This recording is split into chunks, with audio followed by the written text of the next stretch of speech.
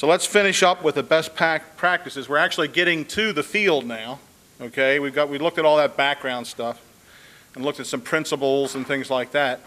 This is the result of more or less empirical study. It is not a strict scientific study per se, which is not the want of NGS, but it's from my experience in 17 years of working with real time. So because it's NOAA, National Oceanic Atmospheric Administration, figured it'd be appropriate to label these the 7 Cs. So here we go. Here's the 7 Cs. These are from the guidelines, Chapter 5, which actually is a V, and field procedures. The summary table's on page 48, actually. So in these particular slides, what I've done is divide them into 2 categories. The blue RT is going to mean single base only. The B means both single base and network. So the best practices for the tech in the field or professional in the field. And most of them apply to both, but there are some that just apply to the single base. So let's look at the first C, check equipment, all right? You want to make sure in an important campaign that little bullseye bubble on the pole is adjusted, all right? There's a, let's see, do I have a slide? Yeah. Here's something from SACO. It says in the appendix of the guidelines, it tells you how to adjust the bubble. So is it a big deal? Not really, but if you're trying to get the best you can do, you want to adjust that bubble. You're going to have a bias otherwise. Actually, it won't be a bias. It won't be systematic anyway, because you figure you locate something with the bubble this way. If you do that every time, it's kind of systematic, and you're leaning your pole like this in effect, so that your antenna is not over the point. That's what your misalignment of the bubble is going to do for you. Is there a way to, if you forget to do that, if you don't want to do it, you don't want to fool with it, and you get out and you say, oh, you know what, I didn't plan on this, but I got to put something here for a densification traverse point, and I really want to do it right. Well, okay, take the shot, and then spin the pole 180. Take another shot, and you're eliminating that bias. Okay, just take the average of the two. Might not matter, might matter. Who knows? Depends how much it's out. But anyway, adjust the bubble when you can. I think everybody that's ever used real time knows you need plenty of batteries and strong batteries, especially for your base. A weak battery for a single base, one you set up, and you establish a radio or whatever it's going to be, and you use a battery to run the radio, it's going to limit your range unless that battery is fully charged. It's a very straightforward principle. As far as the radio antenna goes, if you're using UHF, you set your equipment up on the base station, and you've got a tripod or something for the antenna for the radio. Well, obviously, not obviously maybe, but you want to try to set up as high as possible if you have a nice station somewhere open to the sky. But if you elevate that mast on the radio, you're going to extend your range. And I went to a session at Trimble Dimensions a couple of years ago, and the guy did a whole session on this. It was pretty interesting for a UHF radio. He said that, you got a 5-foot high antenna, you're going to go 5 miles. You got a 20-foot high antenna, you can go 11 miles. The principle is you're going to go 40% more if you double your height of your antenna. So that's why you see these extension poles for the radio antenna on the tripods. You want to do that. Don't go over 25 feet. If you do, then you got signal loss from coming through the cable, and you need a low loss signal cable. But you could still elevate it further. So just when you're trying to reach out in an urban area especially, it helps if you're using UHF radios for your real-time single base. You can see that in this check equipment, most of these guys are blue. That means they're single base. They apply to single base. And a lot of this is eliminated when you use a network. We'll see that. That's part of the, I can't swear whether it's before lunch or after lunch, but we have a slide on that. If you're doing a road job, highway job or something like that, where you have a linear component, a power line, you can actually get a dipole, you can direct your signal. So that helps too. Instead of doing omnidirectional, you can direct your signal down your corridor. That helps. You can also use a repeater. So if you're out from your base station and you come to an edge of a depression or canyon and you go down into that depression, you lose your radio. Well, you can set a repeater up at the top and just broadcast the signal down to you at the bottom. So repeaters, they work. The thing about the cable connections, kind of a funky thing, but at least with static, I've seen this happen. Years ago, we had a static campaign, and we had trouble from one point. And it was like, how come we're not getting data from this point? It looked okay, it was open and everything. Well, it turned out that the antenna cable was not seated correctly. The guy tightened it, but he misthreaded it, but it didn't not take data. It was really weird. It was getting like 3 satellites. So somehow the stronger signal went through and the weaker signal did not. So, just kind of a common sense thing, but make sure you thread it right and you tighten it all the way. Because it may not be no-go, no-go. It may just give you less satellites than you think you should get. Kind of weird. And yes, whether it's your rover pole or your base set up on your nice fixed height tripod, hopefully, you want to check that actual height at least once in a campaign. When we did the Federal Base Network reobs in Maryland, our state advisor at that time, Donald Mulcair, had us get together at a campus. He had a station set up, and everybody would take their tripods, and they would put their tripods over the point, and he had a level set up so that he could actually see whether that was 2 meters or not. And the ones that have the dowel, that you can adjust the height, a meter, what is it, 1.5, 1.8, and 2 meters. He found that there were many millimeters difference in those. So you're introducing a bias into your heights. At that time, I was working for Baltimore County government, and we actually had a fixed 2-meter pole. You couldn't collapse it. It was 2 meters, so you had to stick it out the window of the car when you traveled. But they were pretty good. They were pretty good. But what else can happen? The foot can wear, right? Or it could be not screwed all the way in. So why do you want to introduce a bias to your whole survey from that base station? Make sure you just check it once. Make sure you got, and if you don't have the right height, enter it in your data collector so it is correct. And of course the security of the base. With single base positioning, the disadvantage is that you got to leave a base sitting somewhere, unless you're using a rooftop antenna from an active station. But if you go ahead and set your base up, as Dan Prouty would tell you in Texas what he plans to do. No, never mind, I better not mention that. But if you leave a base unattended, you have to consider the options of it getting stolen, right? Because if you're at the rover, this is where I'll be walking around again. If you're with the rover and you're 5 miles away from the base, and you look at your data collector, you know immediately when it was stolen, because the radio goes down, right? But by the time you get back there, there's nothing there but dust, So you have to consider that option with single base. Another good advantage for a real-time network. Just the bubble. All right, communication. While you're locating a point, again, this is an empirical thing. While you're locating a point at the rover, make sure your communication is robust. And there's no in and out of the radio or in and out of the internet, because for some reason it introduces noise into the solution. So you want a nice, robust, continuous communication link to the base. It may be because of the difference in latency or something of the data coming through. Remember, when you're doing real-time positioning, you want a latency no more than a couple seconds, from the satellite to you through the base and things like that. So anything that would interfere with that, those little data packets coming through, might introduce some kind of latency that introduces noise into your solution. So continuous communication for important points. If you're taking topo, yeah, I can live with some bad little noisy data or something. But if you're doing a densification control or a photo ID, you want that to be the best you can.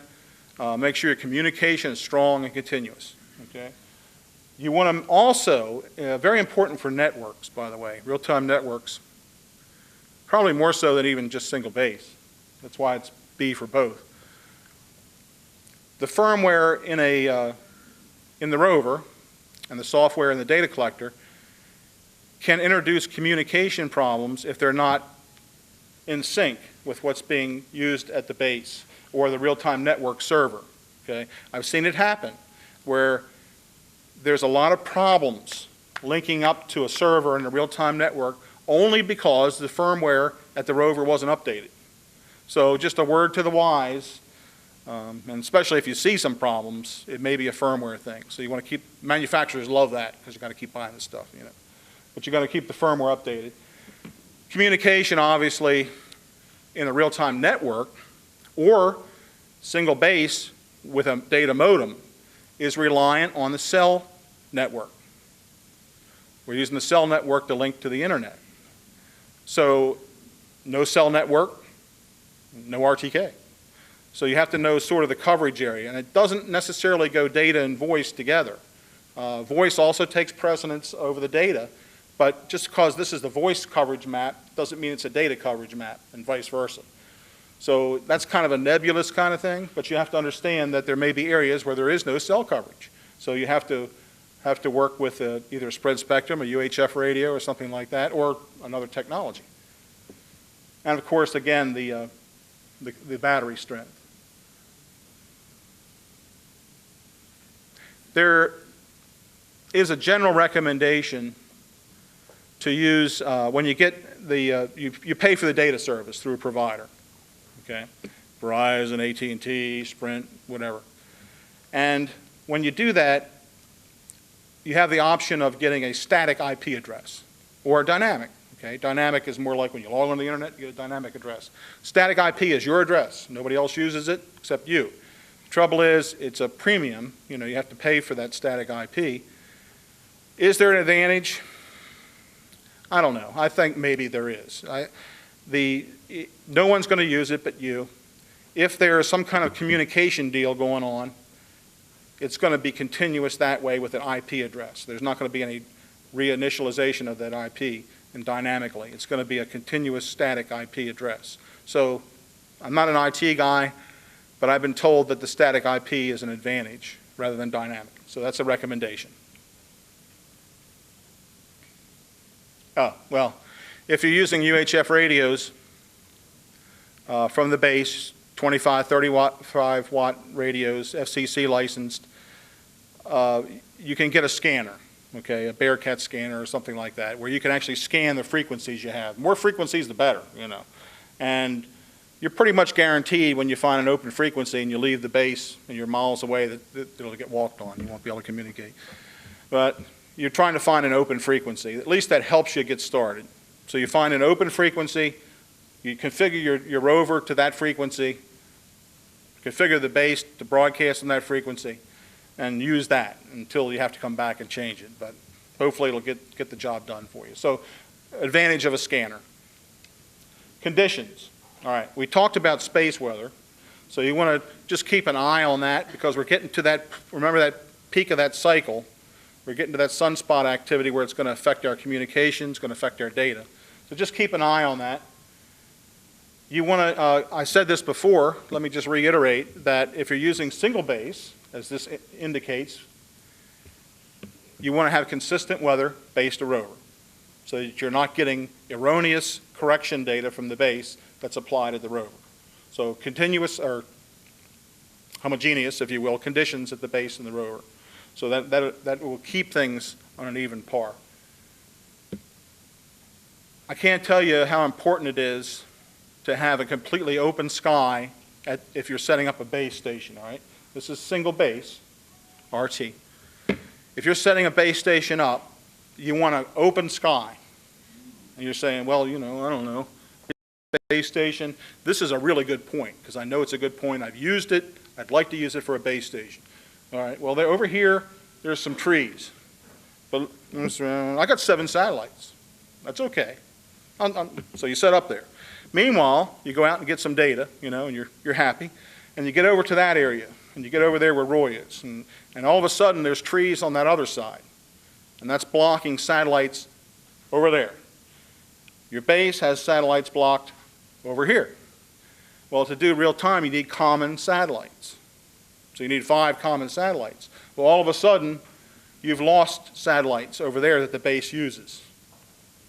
So when your rover's moving around, it doesn't always have the same satellites the base has. That's why you need the base to get all the satellites, all possible satellites, open sky. That way you know that wherever you go with a rover, if you can't get it, you can't get it. But you're not saying, gee whiz, I wish I would have sat somewhere else when it was open, and then maybe I'd have enough satellites. So common satellites, base to rover, base should be open. I don't care if it's a high accuracy point and it's partially obscured. If you're going to do a lot of RTK work, set something else. Use something else that's open so that you don't have that problem. Just some word to the wise.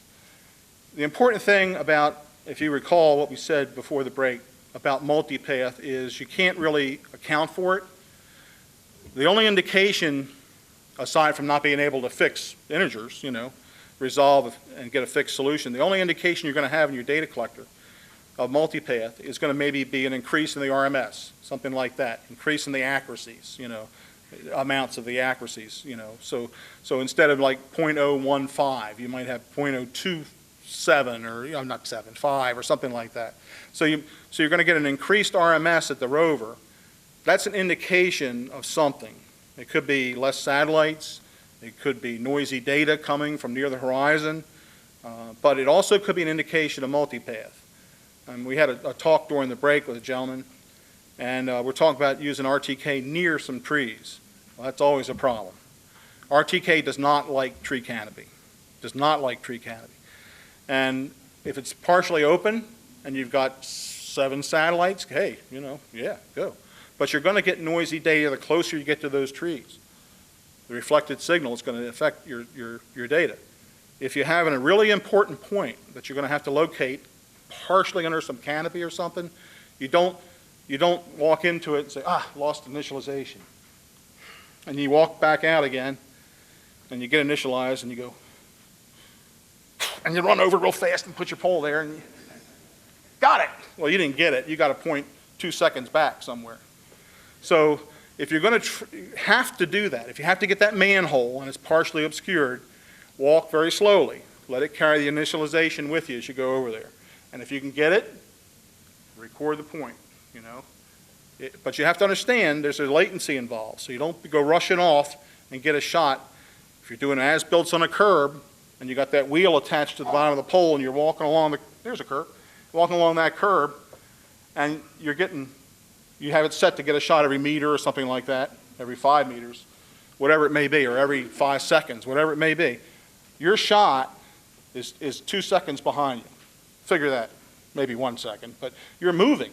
So there's latency involved. Understand that when you take a shot. Sometimes you're going to be on an important point. If you're going to be there for 3 minutes, as we recommend for some of the precisions, you should probably use a bipod. Can you use a tripod? Sure, if you really want to. But a bipod works fine.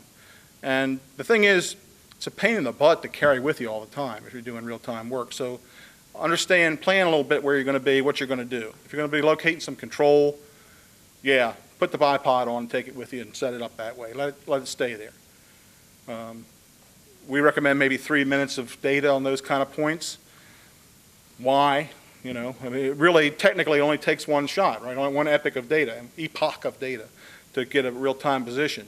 Well, it lets the receiver settle down, lets the satellites move a little bit, lets it take some data, lets it think a little bit to make sure it got the right initialization, gets a little bit more data to average. So for those reasons, for important points, that's why we recommend maybe 3 minutes of data. Can you do 5 minutes? Sure, if you want to. More data, the better. But any other point, you may not need a bipod. Just go bopping along and locating points, topo or whatever it may be. And Roy will probably talk to that. So multipath is very important. Always plan a little bit your campaign if you're going to be doing, a fair amount of work with real time. You can do the planning in the software the manufacturer provided to you. Some planning's free. I can't speak for all of them, but some of the manufacturers, you can just go online and download the planning tool. And you can download the ephemeris and the almanac and just plug it in there, and you can see where the satellites are. You can tell it where you are, and you can see the times of the day when that dilution of precision is high, or there's not enough satellites, or you can plan a little bit. Now understand, that's ideal conditions. That's the conditions at the base, more or less. I'm not going to tell you where your rover's going to be, but at least you can plan for times that are really bad. Go to lunch then, you know, 8 o'clock at night. No, but there's going to be a couple times during the day when there's not going to be ideal conditions. Now, that being said, the Armed Forces, Department of Defense, has moved the satellites. They're in the second phase of moving them. They've moved 3 of them. They're moving the second. Matter of fact, I think they've completed that second phase. So they moved a total of 6 satellites, not more satellites, but they just moved them around so that there'll be less times of the day when you drop below that magic number. So that may be even better now than it used to be. Again, the planning would tell you that. So again, the amount of GLONASS satellites and the amount of GPS satellites you would need. As far as I know, unless somebody can tell me differently, I have never heard anybody initializing with just GLONASS, not for real-time work. Never heard of that. So you're going to need at least, you know, at least 2 GLONASS satellites for the parameters of the datum and the clocks and things like that. But there's, you know, like I said, there's almost a full operational capability now. Here's an example of dilution of precision. All right, unitless number. It just has to do with where the satellites are. Okay, so if you consider this with just 2 satellites, if they're close together, the intersections of these, if you will, pseudoranges is this red area. But if they're spread apart, the intersection is this green area. So you see how it's less, it's decreased because of the geometry of the satellites. So the better they're spread apart, the better it is for certain criteria of dilution of precision. It's just a multiplier to the error. But to us, it's an indication. It's an indication of the geometry of the satellite. So it's not something you say, well, it's 1.35, so I can multiply the square root of the... No, you don't do that. It's just an indication of what you're going to use. So there's specific quantity of PDOP in the guidelines you're going to look at. And you're going to say, well, I've seen that if I have a PDOP less than 3, I've never gotten any data that I consider that to have been a criteria. Okay. Well, we have certain recommendations in here.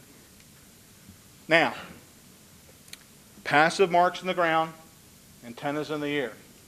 All right?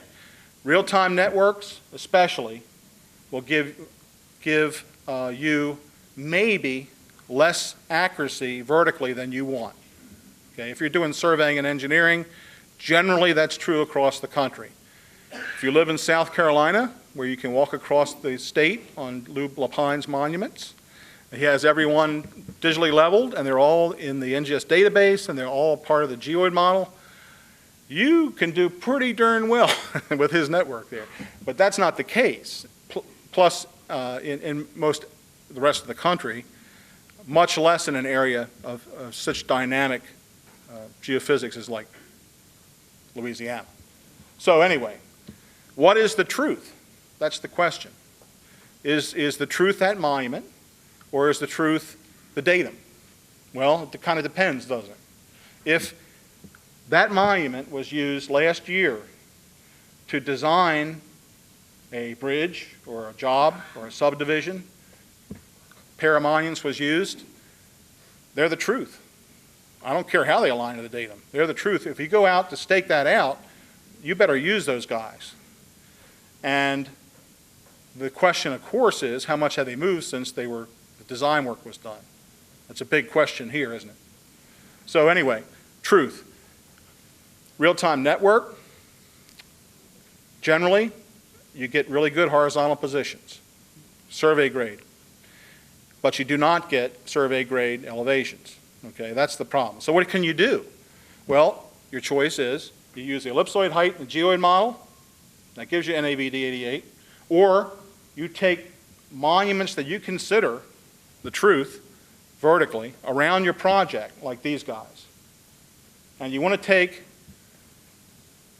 recommended to take at least 4 in a rectangular pattern as best as possible. They're not going to be a rectangle, are they?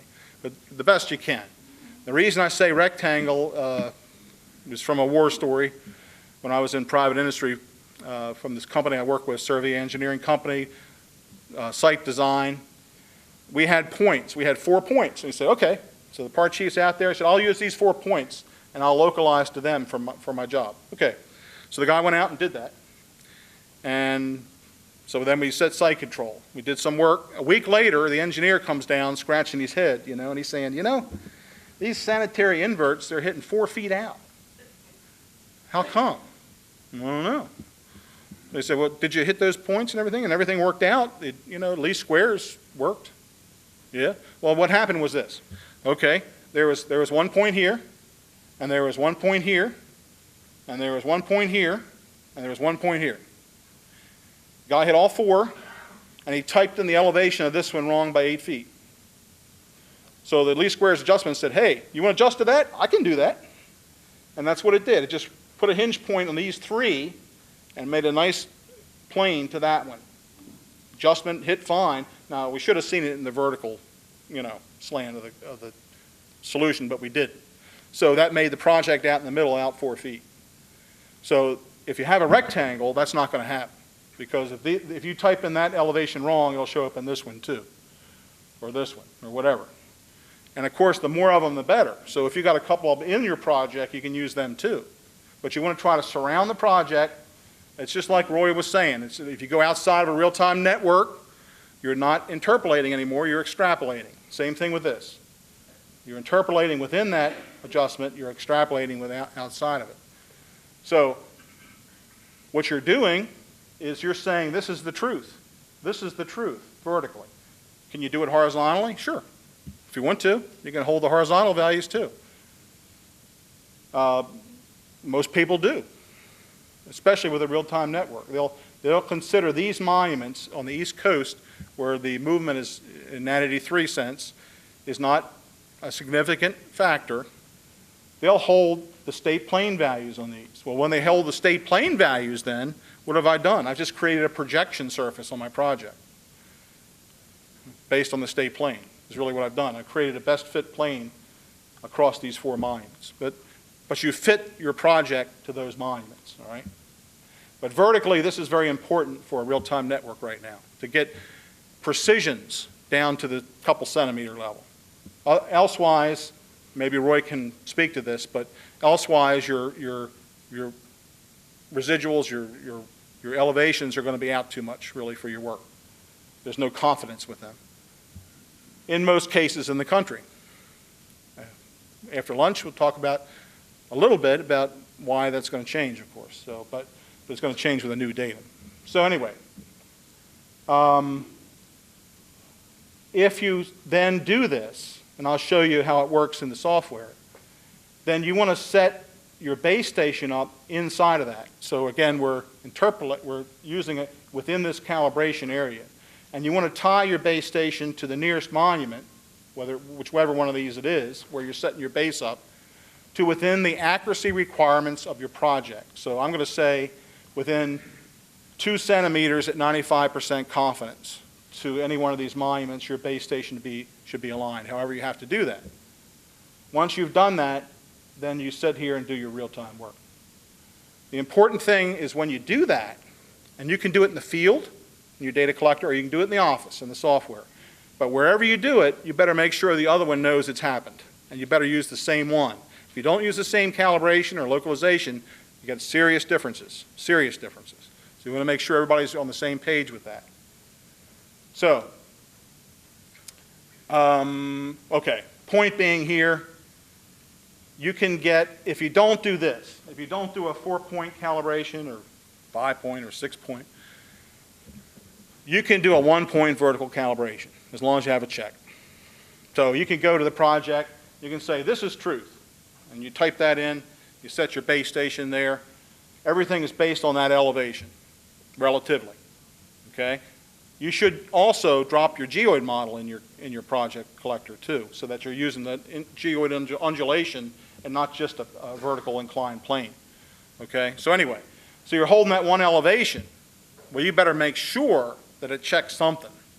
So you're going to take So it's essentially a 2-point calibration. One to set on, one to check.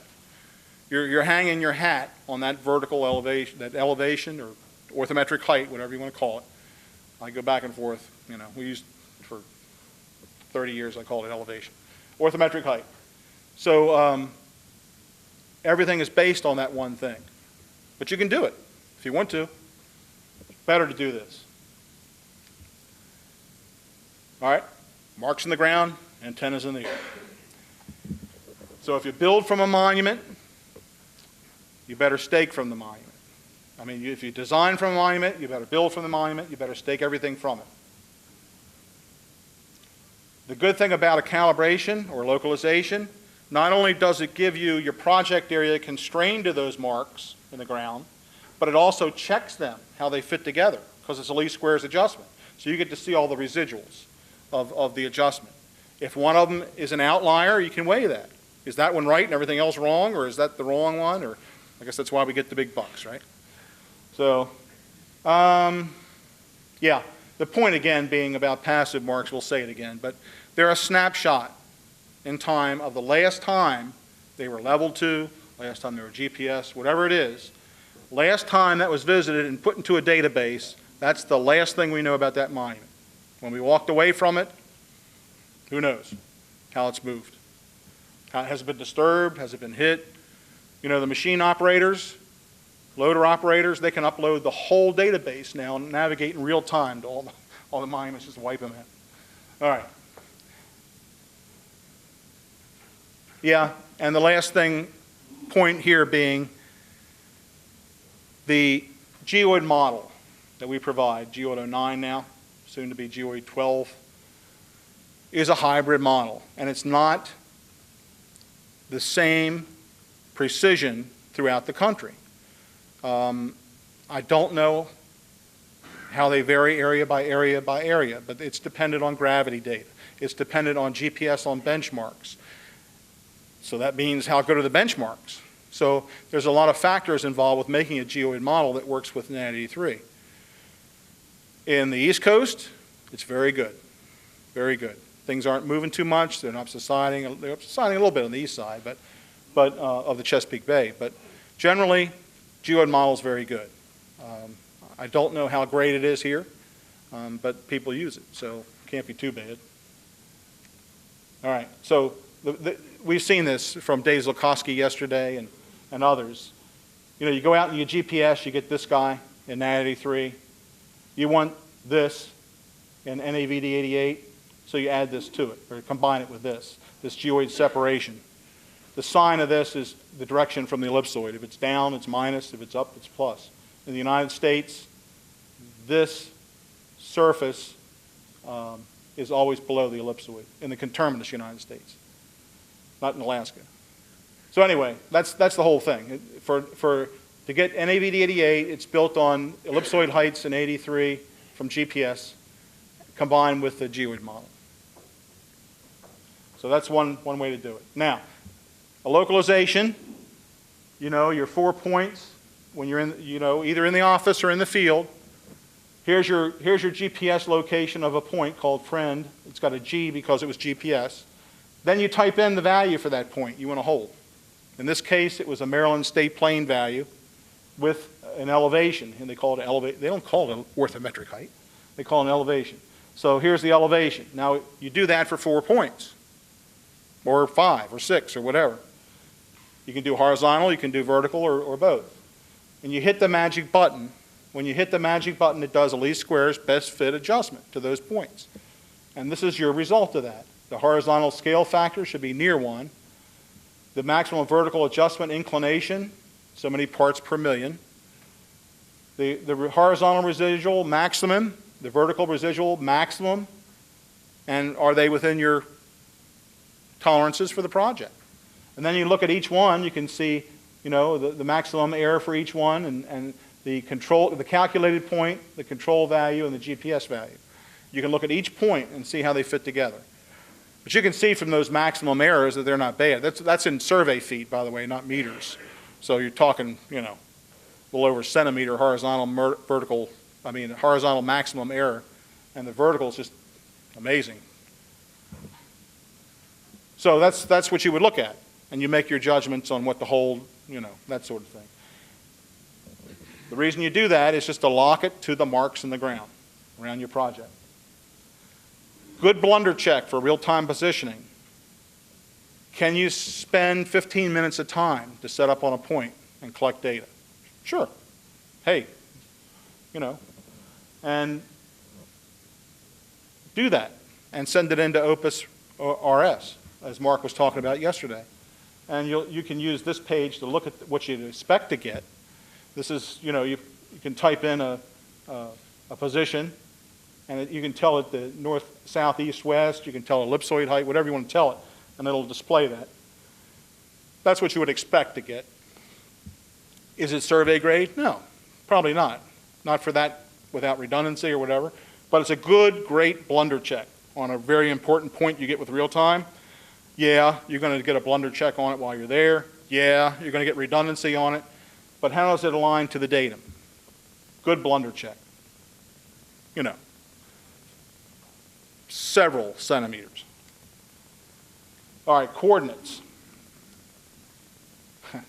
Monuments in the ground, antennas in the air. What is the trusted source of your coordinates? Is it from the cores? Is it from the RTN? Is it from the monuments in the ground? You have to make that decision. What datum do you want to work in? Not only what datum, well, I'm going to work in NAT 83. All right, which one of the 6 adjustments in NAT 83 are you going to use? Well, I'm going to use what the RTN uses. What does the RTN use? Well, I don't know. Well, you have to know that. All right, and the RTN uses, well, we use NSRS 2007. Okay. Or we use Cores 96 2002, almost the same, right? Yeah. What epoch of time? When did you do that? Is it tied to 2002? Is it what you did when you did the adjustment? You got to know that in the field when you do real-time positioning. So you got to know the datum, the adjustment, and the epoch of time that adjustment was done. We'll talk about how that real-time network, how do we know it aligns to the datum, the National Spatial Reference System. But anyway, you can type in garbage for a single base point. You can type in the wrong coordinate. You can use an autonomous position. Whatever it is, whatever you type in for that base, that's your bias to the survey. If it's wrong, everything you get from that base for real time is wrong. So garbage in, garbage out. Always, always, always check a known point. I don't care if it's a scale point, if it's a manhole off a plan. Use the best thing you got, but check something. Check something, because in single base, anything that's wrong in the base is just immediately transferred to the rover. So you want to check something. Understand that we talked about precision and accuracy, okay? Understand the precision is to the base, the accuracy is the base to the truth, okay? Understand also that when you work in state plane, and we've done this too, when you set a base station over a monument and that has a state plane value, and you type that in for your base coordinate, and I'm going to walk around again, and when you walk around with your rover, every point you get from that base is a state plane coordinate. Well, that's fine, except it's not on the ground, is it? We'll see that, but it's down on the projected surface. So you've just popped a bunch of state plane coordinates that don't agree with ground distances. How much? Well, hopefully not much, unless you're in Colorado or something like that, where you're 2 miles above the ellipsoid. But here, it's not going to be a big deal. But just understand that in some areas, it is a big deal, and that you're not going to get ground distances when you inverse those points. Things to think about. How good is a geoid model? And metadata, data about data. Very, very important with real-time positioning. When you do real-time positioning, the only thing you get out of that is coordinates and little else. Okay, so it's good. You have to keep track of what you're doing. This, if you notice this particular page, it is all Bs. That means these collection guidelines are for both single base and for network collection. You notice the stars, you will always check a known point. You will always be aware of multipath. You will always have continuous communication. And there really should be another one for redundancy, but that's okay. Make sure everything is all right that you enter. You have criteria in your collector that Sometimes it's just automatically. Sometimes you have to tell it to set it on. But whatever it is, it's a covariance matrix, okay? It's a covariance matrices that when you download it into the software, it's an error alert. Okay, so then when you get a redundant location, either from another base or the same base or from, a different day or something, you can actually tweak that location in your software if you have those criteria turned on. Remember that in your data collector, as you're out in the field, and you look at your data collector and it's telling you precisions, horizontal 1 centimeter, vertical 2 centimeters. That's 60, well, I take it back. It can be 68% confidence, only one sigma, okay? And we should probably, usually we think about working in 2 or 95% confidence. So understand that the manufacturer's specifications that you look at for real time are 1 sigma, 68% confidence. Your data collector can display just 68% confidence. You got to double those values to get 95. Now, just want to quickly say some brands are 95. Okay, so you have to know what you're looking at. Okay, just be aware of that. Make sure you always survey, get important points with a fixed solution, of course.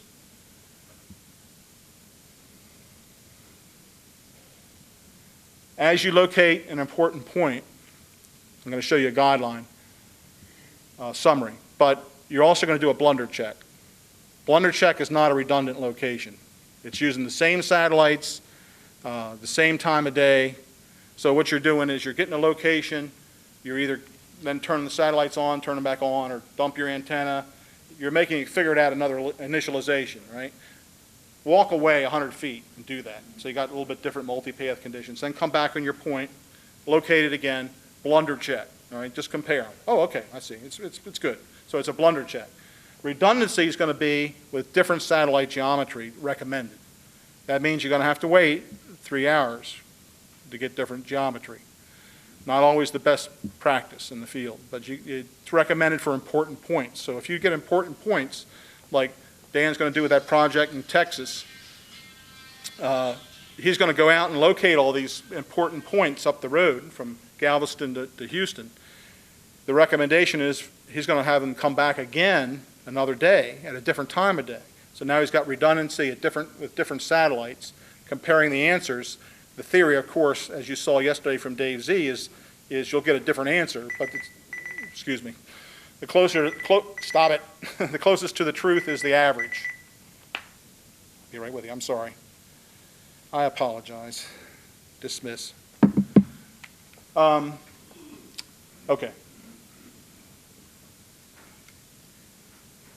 I'm going to breeze through this because we sort of talked about it. But state plane is down here, ground's up here. If you start off a monument that has a state plane value, you're working with state plane values that don't reflect ground distances, that's all. Ways to handle that: modified state plane, low distortion projection, or localized to the monumentation. If you'll let me, I'll just breeze by this. Colorado does a modified state plane using the scale factor, combined factor. A lot of people design a low distortion projection. This would be a state plane. Area of distortion is very small. What you can do is actually provide a low distortion projection by establishing a new meridian in your project site and a scale ellipsoid height, average ellipsoid height, excuse me. Mesa County, Arizona did that. The important thing here is kind of cool. They have a NAD83 real-time network surrounding their county. In that state is a Lambert projection, state plane state, conical projection. They establish low distortion projections in these areas in that county, in the state plane projection, a conical. They did a transverse Mercator. So you got a bunch of low distortion projections in one particular projection in a state that does a different one in a real-time network that uses NAD83. So that's kind of interesting. So here's the low distortion, new meridian, establishing a scale value by the average ellipsoid height. No need that's just a solution to work on the ground. Multipath conditions that are possible. Here's a guy with multipath. This is what your receiver wants to see. A nice, clean, picture of the signals coming down. And this is what it sees with Multipath. Okay? There's a lot of ways to get Multipath, but you have to be aware of them in the field. You can't rely on your software to handle it. And confidence. Know what accuracy you need. Let me just jump right to the bottom line. This is what Dave Zukowski demonstrated yesterday with redundancy, okay? The closest to the truth is usually the average of the two shots, taken at different times. This is a summary table from the guidelines, page 48, chapter 5, summarizing what we've been talking about, okay? So the 4 different accuracy classes. If you're thinking about surveying, we're probably thinking about class RT1, where you're talking about 1.5 centimeters horizontal and 2.5 vertical at 95% confidence. This is the criteria: certain distance, certain redundancy, certain RMS, collection interval, number of satellites, distance from the base. This is the criteria. If you meet that criteria, we're saying you will get those results at 95% confidence. Can you do less than that and get that? I think so. But we're not addressing that. We're saying if you do that, you will get it. So if anybody says, I don't get it and I do that, I'd like to know, please. And then the different accuracies. The thing here is, I just want to point this out as fast as I can. We're still saying 3 or 4 hours difference for a redundant shot. We think that's still applicable because of the different multipath conditions that different satellites positioned in the sky will give you. Okay? We're saying that's good. There's a study from Newcastle on Tyne for the Ordnance Survey of Great Britain. They say anything beyond 45 minutes for redundancy is a waste of time. So, but I just don't think they cover all the bases because it's a certain time of year at a certain latitude on an island, you know. I don't know. I'm just not real happy with that. So far, we're going to keep this. These are dynamic guidelines. If we find out that we don't need that, we'll take them out. 2 different ends of the spectrum. The office, you can check a bunch of stuff, but you can't change it. Okay? And this is what some of the things you can check in the office. I apologize for the manufacturer's software. It's TGO. That's all I had when I was doing it. So, but there's a bunch of stuff you can check. The antennas, the RMS, the precisions, the baseline vector, the northeast and up. There's a whole bunch of stuff you can look at. You can see if the right antenna was used, or at least recorded in the data, but you can't change it for what you got in the field. This is just simply showing the different phase patterns of the antennas. It's important to use the right antenna for real-time work because they have different electrical characteristics for collecting the signal. You might want to build a spreadsheet, maybe, for your guys in the field so they can fill it in as, you know, before the job begins or maybe after it or lunchtime or something so that you got some metadata. You know what the heck happened. What did you use for a base station? Did you use a network? You know, the parameters of the day, PDOT, communication, you know, things like that. This is a summary, and I think we covered just about everything. This is about metadata. Oakland Bridge, superstructure being carried under by the ship.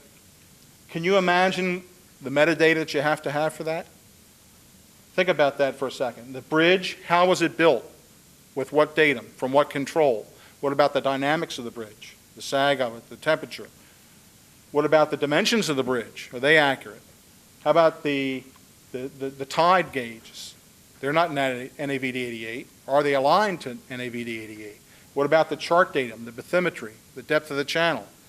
What about the ship, the squat of the ship as it goes through the water, pushing it aside? The faster it goes, the more water it pushes aside. And that goes up and down, right? All those things have to be taken into account to clear that bridge. And I think they made it by 5 feet or something. So, and I'm just going to go right to the last slide here. This is a bridge project where there's no control. The point here being you can use real time, follow the guidelines, and also bring the national datum into your site using Opus. Set on one point before lunch. Collect data while you're doing the RT work. Visit all your points with real time. So then after lunch, you're going to take your base station, sit it on this point, collect all your data again with staggered times. You've got redundancy, different times a day. You've got 2 stations with real-time data, or with data you've collected. Send it into Opus, get back an Opus solution 3 minutes later. You've just brought the national datum to your site within certain parameters, and you've done all your RTK locations with redundancy to important points. So that's a good way to do it. That's from North Carolina, by the way. And here's the summary. If you don't remember anything else about real-time positioning, best methods, just remember these 4 things, okay? Remember that you need redundancy. And by redundancy, I mean with different satellite geometry, not dumping the antenna, getting another shot. That's a blunder check. You need redundancy. You need good continuous communication. Beware of multipath, okay? And always, always, always get a check shot. Always get a check shot as you go. It's the only way you're going to have some kind of confidence with real-time positioning. So those things are what you have to do. And I think that's all I have. I'm sorry, Roy, I went over a little bit. Dr. Daka will come up and talk about introduction to real-time GNSS networks. We'll break for lunch. And after lunch, we'll talk about some real-time network stuff with NGS.